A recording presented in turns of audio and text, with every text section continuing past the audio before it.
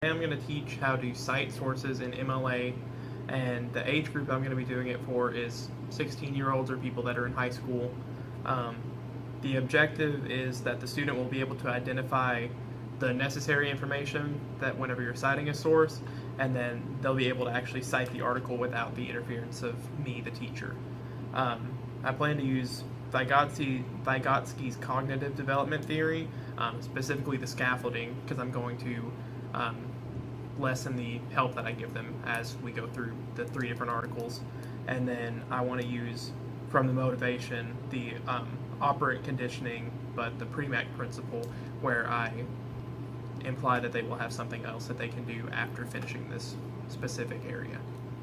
I know that a lot of people don't like to cite sources, but once you actually get your sources cited, you can go ahead and write the paper that you want to write, or go ahead and take a break, because that's a good spot to take a break before you go on doing other things, because you have the hard part out of the way.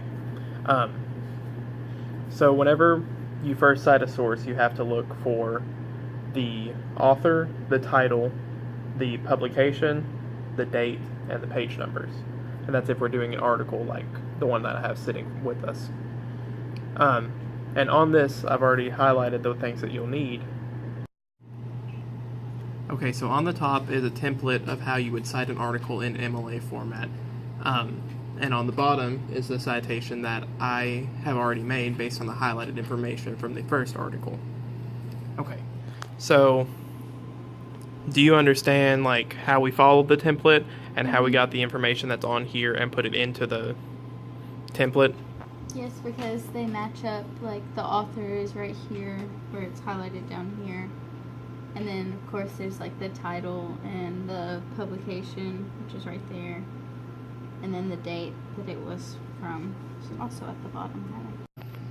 So here's a different article from the first one that does not have any of the information highlighted, and now I'm going to let the student try to fill out the information that's needed to make the citation based on the template that we have. Okay, so here's the article, and what's the first thing that we need to find whenever we're doing the citation? The author's name. Okay, and do you see that listed on here? Right there. Okay, go ahead and highlight it. And what's the next thing that we'll need? The title. And where's the title at on here? Go ahead and highlight it. Of the author's name. Alright. And do you know what the title of the periodical would be? Is it the Chronicle?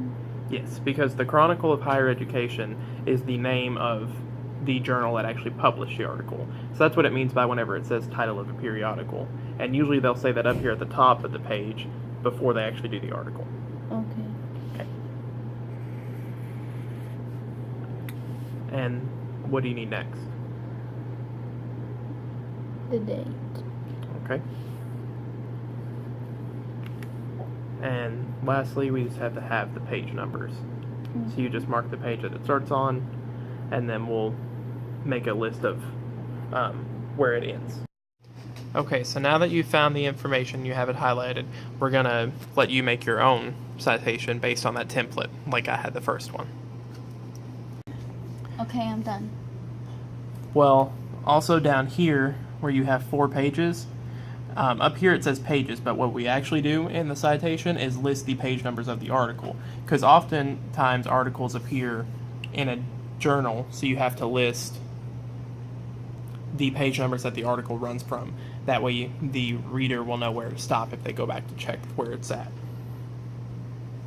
I'm not going to give you any help. I want you to go through and mark all the information and go back in and make your citation. And at the end, I'll go back through with you and tell you if you missed something or if something was a little bit off.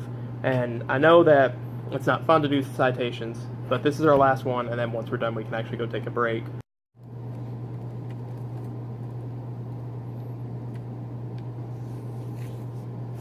Okay. And did you get your citation done?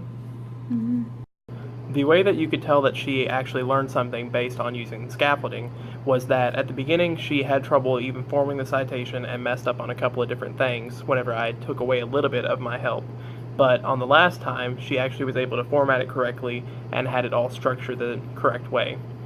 Also, she struggled with learning the skill or concept because it is a boring task that not very many people enjoy.